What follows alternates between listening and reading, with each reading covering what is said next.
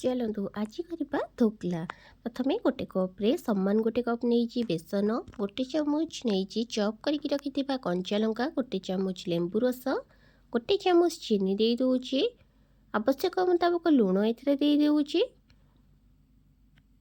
गोटे चामच रिफाइन तेल दे सारा पर अल्प पानी देकी प्रथम बैटरटा कर दूची। बैटर टी बहलिया थी आउ टे पानी ऐड कर कलर आसवाई एथे हल्दी पाउडर ऐड कर दूची। लास्ट को टिके इनो देकी भल भाव में फेंटी दूची।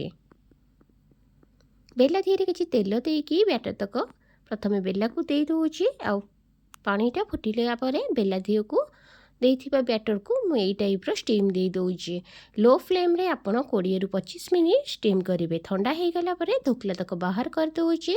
तड़का पैन में किसी रिफाइन तेल देकी सोरिष, कंचा लंका, भुसुंगा पत्र को दे दूची। चीनी पानी आउ टिके ऐड कर दूची। लेंबू रस गोटे चामच दे दूची। पानीटा ठंडा हो गला ढोकला दी को दे दूची।